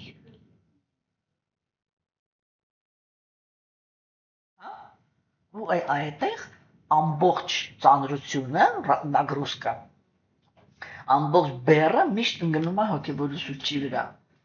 Եվ այդ ժամանակ հոգևորությունիչը ինքը ստիպված է ամեն մի նորեկին ինքը տա այդ օրինակը, որտեղ ուրիշ օրինակ ուղղակի չունի։ հասկանում եք, ուրեմն հոգևոր դաշտում, երբ որ մենք պերսոնալ հոգևոր տեսության մեջ են գտնվում, իմպերսոնալիստերի մեջ այդ ամեն ինչ ուրիշ ձև է, բայց պերսոնալի մեջ մարդիկ իրանք զարգանում են իրար հետ, այսինքն հասարակություն ստեղծելով, общество, հասարակություն ստեղծելով, չէ՞, եւ այդտեղ հարաբերությունները իրանք պետքա ճիշտ կազմվեն։ Դուք գիտեք, ես ունեմ Ուպադեշամրիտա գիրքը կարդաց, նրանք ովքեր որ ուզում են իրաց հոգևոր կյանքը ճիշտ կարգավորեն, այդ Ուպադեշամրիտան անպայման վերցրեք, դարձրեք ձեր համար սեղանի գիրք։ Ուրեմն,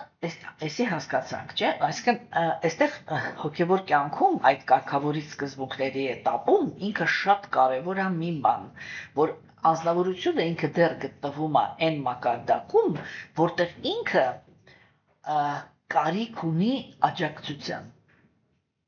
Եվ ամեն հոգևոր մարդ, որը ինքը հոգևոր հասարակության անդամ է, ինքը պիտի այդ պատասխանատվության զգացումն էլ ունենա։ Հասկանում եք, որ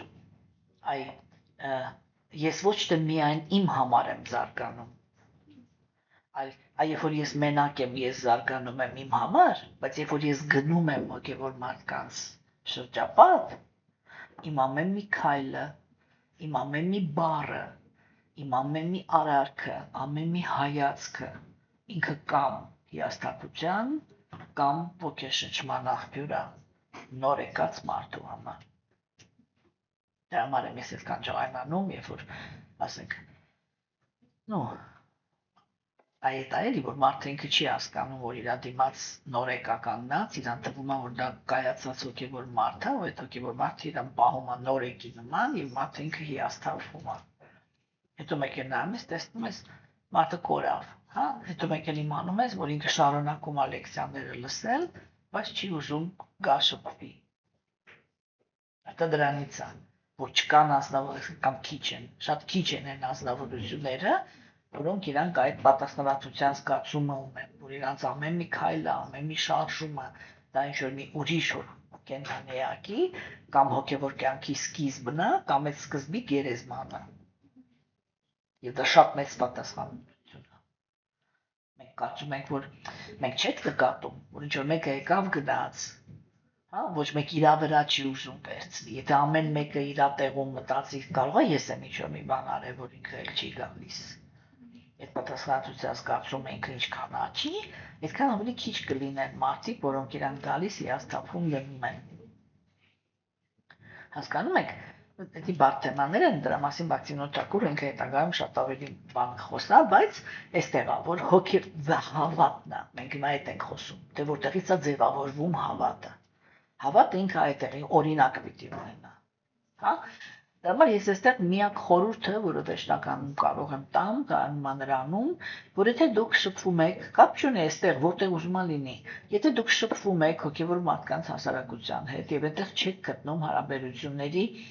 այն պատկերը, որը որ դուք պատկերացնում եք, չէ՞, փոխարեն վերադառնաք նյութական աշխարհ, միշտ գնում եք դեպի առաջ, այսինքն գնում եք շփվելու, սկսում եք կարդալ գրքերը, մաքուր նվիրալների գրքերը, որտեղ իրանք նկարագրում են, թե ինչպես պիտի լինի, եթե դուք հետևում եք տվյալ տեսությանը։ Հասկանում եք, ամեն մի տեսության կատարելությունը ներկայացնում են սրբերը։ Հա, եւ երբ որ դուք ինչ-որ թերություն եք տեսնում, փոխարեն փախնել, պետքա գնալ իրանց մոտ, հա, եւ այս բանաձևով։ Ենթադրենք, ես միշտ ասում եմ, օրինակ ամենասկզբում, երբ որ ես մենք նոր վերականգնեցինք նորից, ասենք, աստվածային գիտելիքը քննարկելու սովորությունը, ես իմ համար վերցրել էի որպես կարգախոս, իմ ռուսերեն սայթը ինքը հենց այդ կարգախոսով էլ միջև հիմա գնում է։ Կարևոր չի ինչ են անում ճշմարտության հետ ուրիշները։ Կարևոր է թե ինչ ես անում իր հետ դու, այսինքն ինչ եմ անում իր հետ ես։ Հասկանում եք, եթե այդ դա լինի ելակետը, միշտ հոգևոր կյանքը ինքը կլինի ապահովված։ Հիմա Բաքսինոթակուրը ինքը խոսում է նրա մասին, որ երբ որ մենք խոսում ենք հավատի մասին, հավատը ինքը լինում է փխրուն եւ կայուն։ Այսինքն ուժեղ։ Փխրուն հավատը ինքը, այսինքն այսպես էլ դաժե 3 հատ, ինքը լինում է փխրուն, տես մի քիչ կայուն եւ արդեն շատ կայուն հավատ։ Փխրուն հավատը դա նորեկի հավատն է։ Կայացած, մի քիչ այսպես կայացած հավատը դա այն ազնվորություններն են, որոնք իրանք արդեն հաստատվել են տվյալ հոգևոր ճանապարհի պրակտիկայի մեջ։ Այդ դա ինքը միշտ արտահայտված է մի հատ կարևոր բանով, որ իրանք ունեն հոգևոր ուսուցիչ։ Չէ՞, տեսեք, քրիստոնեության մեջ դա այն տեսնել են ասում, չէ՞, այն քահանան, հա, որին օրինակ կաթոլիկները իրանք այդ սովորությունը շատ ուժեղ ունեն, չէ՞, որ բարտեիք ասեք, ուդի քահանա ու մոտ ինքը դնում է իսկովիցիա։ Էդի դա իրա շաբաթվա մեղքերը ասելու, հա, խոստովանություն անելու, չէ, ասեք իրականում, չէ, այդ ազնվորությունը, այդ որ դու խոստովանում ես, պետք է լինի մի քահանա, եւ ինքը իրա էությամբ քո հոգևոր ուսուցիչն է, որը պիտի քեզ ուղղորդի ամբողջ քո կյանքի ընթացքում, կամ ասեք միջև ինչ-որ մեկը ձեզանից կմահանա, հասկանում եք, չէ։ Դեմ սա ինքը շատ կարևոր կետ է, որ միջին հավատ ունեցող ազնվորությունը ինքը միշտ ունի ուսուցիչ։ Այսինքն ունի ընտրություն այդ հոգևոր ճանապարհի մեջ, իդեմս այդ ազնվորության, ով որ այդ հոգևոր ճանապարհի մեջ խիստ կայացած է։ Հասկացաք։ Այսօր նորից եմ կրկնում, էլի կապ չունի ընդհանրապես ինչ կրոնականության մեջ է։ Ինչ-որ միտեղ դա կոչվում է հոգևոր ուսուցիչ, ինչ-որ միտեղ կոչվում է խոստովանության քահանա, ինչ-որ միտեղ իրականում այ կնքող քահանա ինքը պետք է դառնա այն ազնվորությունը, որին դու պիտի ունենաս այն փոքր ժամանակվանից պիտի քեզ ծնողները տանեն, ընտելացնեն դրան, որ ասենք դու իսկ եթե երեխա ես, ինչ-որ բաներ ասես, ես ինչի կռվել եմ, ես ինչի խաղալիքն եմ ձեռքից առել, ես ինչ եմ արել ու քահանան քեզ ամենափոքր տարիքից սովորեցնի լինել իրական քրիստոնյա, հա, կամ ասենք իրական նվիրյալ, իրական մուսուլման, հասկանում եք, դա ինքը շատ կարևոր բան է եւ այդ միջին հավատ ունեցողները իրանք միշտ այդ ազնվորությունը ունեն։ Քանի դեռ դուք այսպես լող եք տալիս ազատության մեջ հոգևոր դաշտում, դա նշանակում է, որ դուք դեռ փխրուն հավատի մեջ եք։ Հասկացաք, հիմա եւ կան շատ ուժեղ կրոնականության մեջ հաստատված մարդիկ, չէ՞, եւ այդ անսասան հավատը ինքը ձևավորվում է մաքուր նվիրյալների հետ շփման հաշվին։ Մեր ժամանակներում, արական քաղաքակրթության մեջ դա հենց շփումն էր, որտեղ այնտեղ մաքուր նվիրյալները կամ մաքուր հոգևորականները, սուրբ հոգևորականները իրանք ահավոր մեծ քանակությամբ էին, մեր դարաշրջանում, եթե նույնիսկ սուրբ անձնավորություն այդ պահին չկա, միևնույն է կան սուրբ անձնավորությունների գրքերը։ Եվ օրինակ ասենք, եթե մենք վերցնենք Հայաստանում, որպես քրիստոնեության հիմք, չէ, ես միշտ ասում եմ, ասել եմ, ասելու եմ, որ ցանկացած քրիստոնյայի այս ամենահիմնական աշխատանքը, որի հետ ինքը միշտ պիտի շփվի, եթե ինքը այդ ներքին process-ներն է ուզում անցնի, դա նարեկացին է։ Հա, ինքը համաշխարհային մասշտաբի սուրբ է, էլի ինքը դա սովորական աստավորություն չի։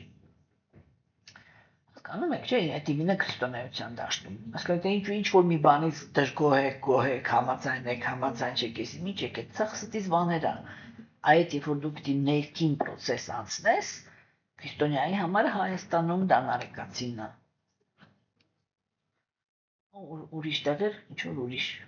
սրբեր կան, բոլոր տեղ կան սրբեր, որոնց գրվածքները իրանցից չեն տարբերվում։ Մենք պիտի հասկանանք, որ սուրբը ինքը ապրում է իր գրքերի մեջ։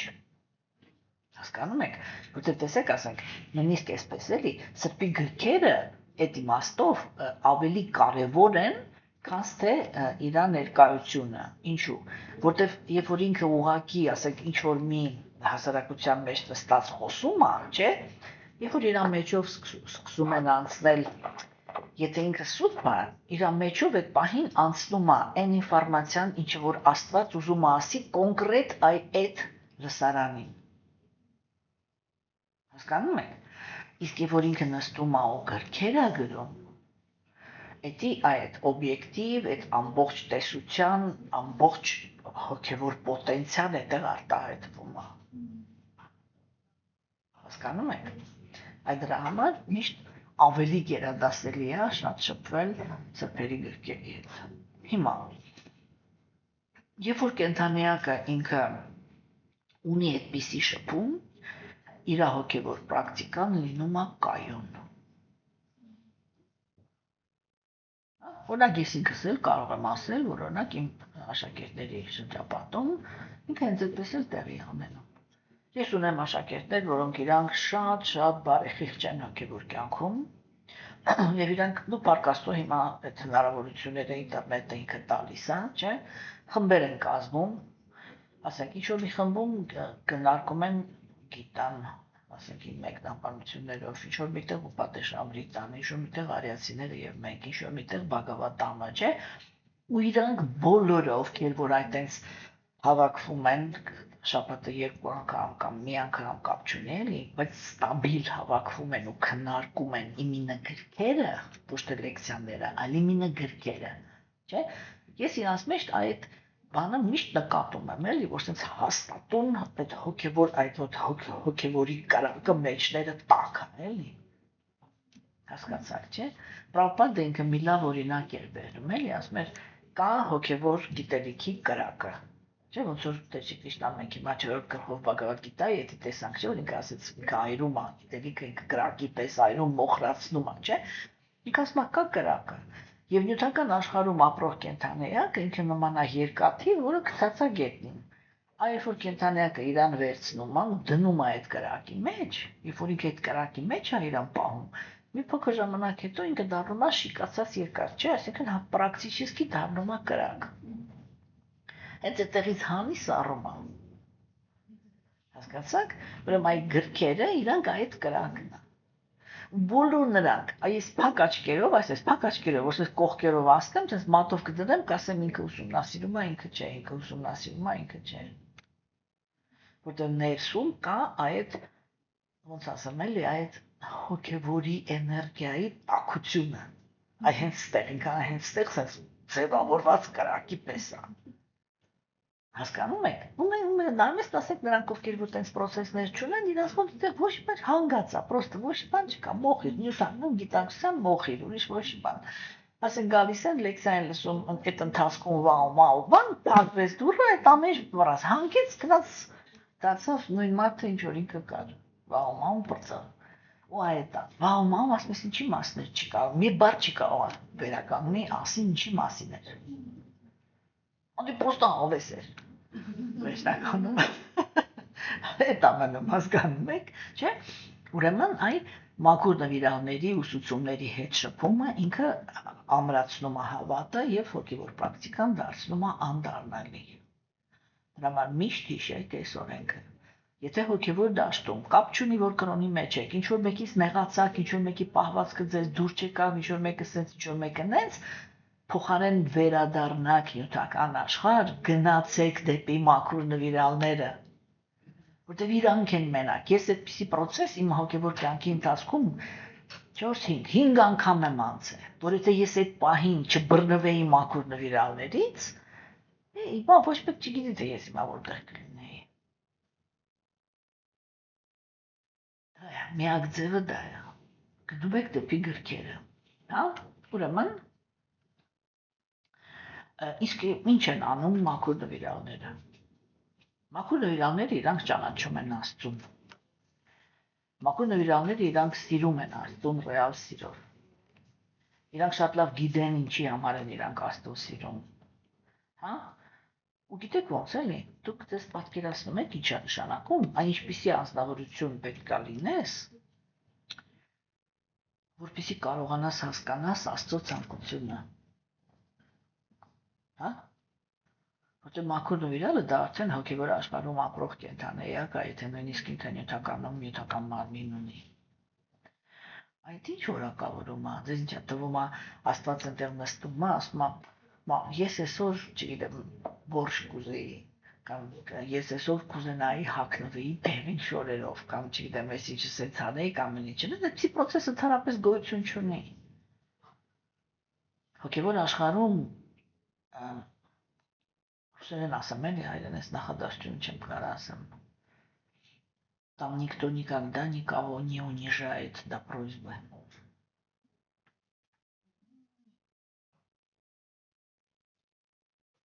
Հասկանում եք, ինձ երբեք ոչ մեկ ստիպված չի լինում ասի, թե իրան ինչա պետք։ Որովհետև ամեն ինչը հենված է մաքուր սիրո վրա, եւ դա նշանակում է բոլորը, ում հետ ես շփվում եմ, իրանք մենակ այդ կենտրոնացումն ունեն, որ ճիշտ հասկանամ ինձ ինչա պետք։ Նույն կենտրոնացումը ունեմ ես։ Հայրացիները իրանք փաստացի ասում են, որ երջանկությունը ինքը հնարավոր է մենակ այն դեպքում, երբ որ երկու սիրող կողմերը, այնքը ինձ սիրեց, ես էլ իրան, երկու սիրող կողմերը շփվում են մի թեմայով, ես մտածում եմ ինչն է երջանիկ սարքում իրան, իսկ ինքը մտածում է ինչն է երջանիկ դարձնում ինձ։ Երբ որ այդ ֆորմուլան փորձում են կիրառեն նյութապաշտի հետ, այսինքն էգոիստի հետ, այն մարդիկ իրանք մեկ-մեկ այդպիսի խորհուրդներ են չես տանում, դու գնա, դու քո ճիշտ արա, դու եղի բարի, դու եղի սենց, բանիսի, մինչև ես հազարավոր մարդիկ գիտեմ, որ գնացել են, տանջվե, քրքրվե, այսպես ինչ կարողացել են вообще արել են, հասել են մի բանաձևի։ Էգոիստը մնացել է էգոիստ, իր համար տկած է եղել, թե դու ինչ ես ուզում, բայց ինքը մեկ է սկսել է մտածել, արա ես ինչ ավես է, ինչ ուզում եմ անում է։ Հասկանում եք, ու դու կամ դարձել ես իր համար բացարձակ անհետաքրքիր ինչ-որ մի հատ անձնավորություն, կամ էլ կներեք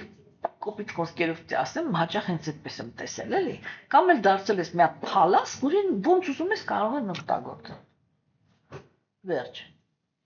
Այդտեղ է, որ հոգեբանները մտնում են, ասում են կարելի է որ հիշես, որ ինքնասիրություն ունես։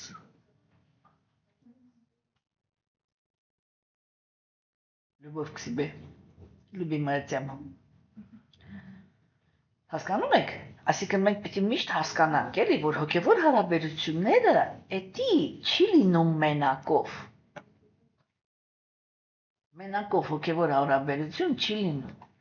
Ինչքան ուզում ես դու հոգևոր եղել, եթե քո դիմացին է ինքը էգոիստ է, այդտեղ ոչ մի երջանկություն չի կարող։ Իր համար հա, այն էլ ինչ երջանկություն։ Բայց քո համար ոչ մի երջանկություն չի կարող ձևավորվել, որտեղ ինքը մնում է էգոիստ։ Այսինքն այն բանը, որ դու պետք է հասկանաս դա այն է, որ գոյություն ունեն 3 տիպի էգոիստներ մտական աշխարհում։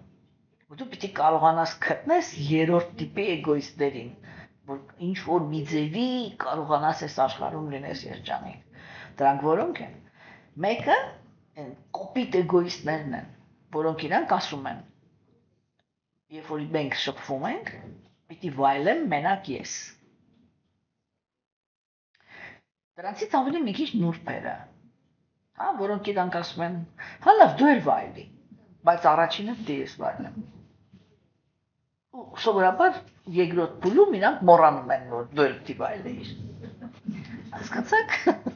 Հա, եւ երրորդ տիպինը դա նրանք են, ովքեր որ իրանք ունակ են կոմպրոմիսի, արդարության։ Իրանք ասում են, ով ավելի շատ արժանինքներ ունի, նա էլ պիտի առաջինը վայելի։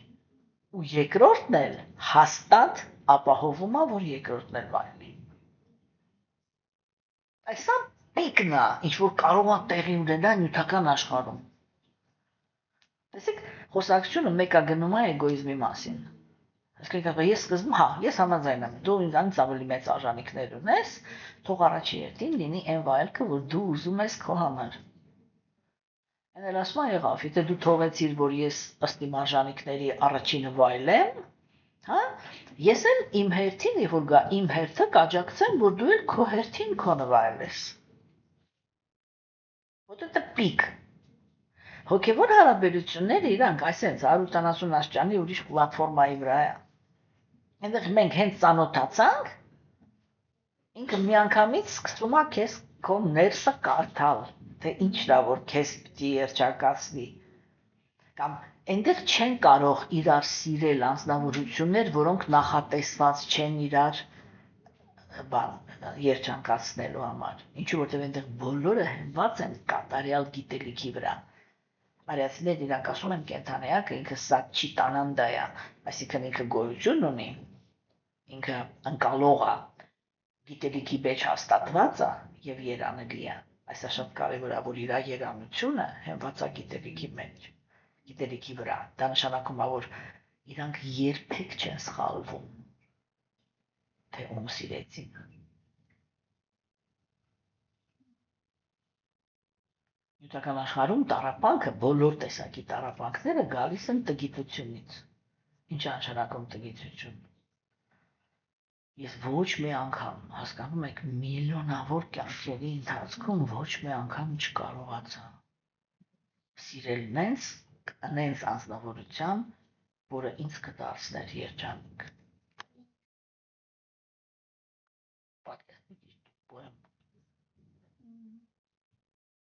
Ու տենց էլ չհասկացա, որ ամբողջ խնդիրը կանում է դրանում,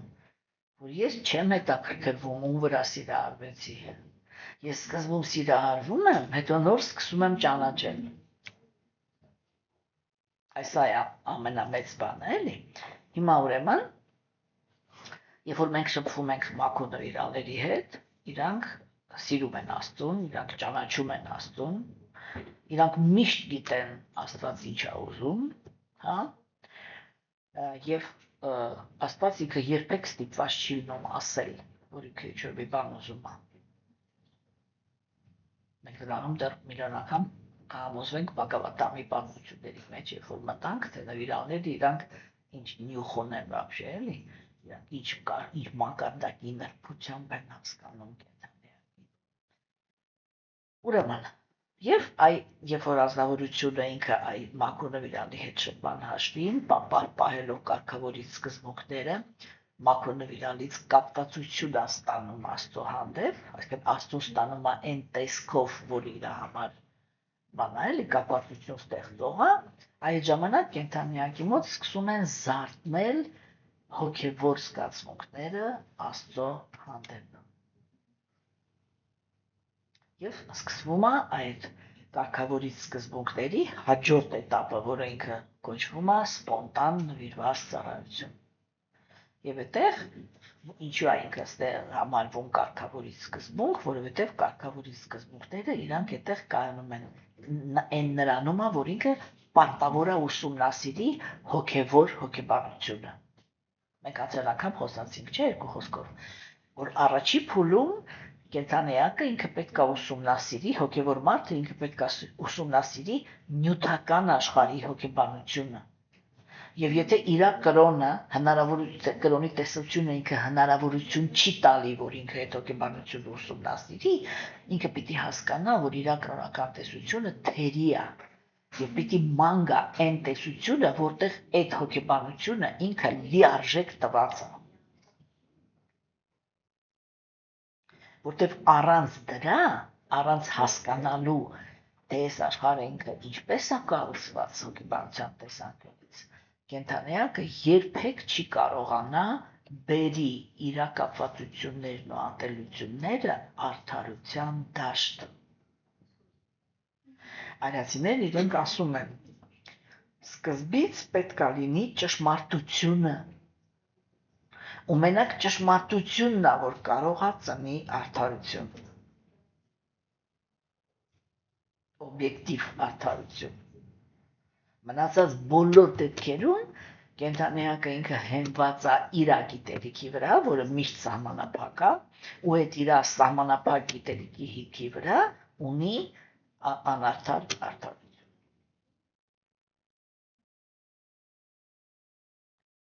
Հասկանում եք։ Եվ արիացիներն իրենք ասում են, որ իրական բարիությունը աշխարհում տեղի է ունենում միայն այն ժամանակ, երբ որ աշխարհում կա ճշմարտությունը եւ իրական արդարությունը։ Մնացած բոլոր դեպքերում բարիությունը ինքը սխալ ուղղված սենտիմենտալություն է, որը հենց մեր ժամանակի մարդիկ իրանք ասում են «Благими намерениями дорога в ад»։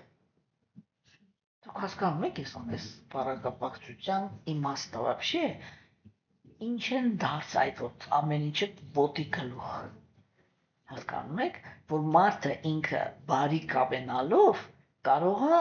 մարդուն տանի դեպի դժոխք։ Տեսեք, ասենք ինքը գաղափարը հասկանալի է, չէ՞, որ լրիվ սխալ գաղափար է, բայց իրականում ինքը ճիշտ է։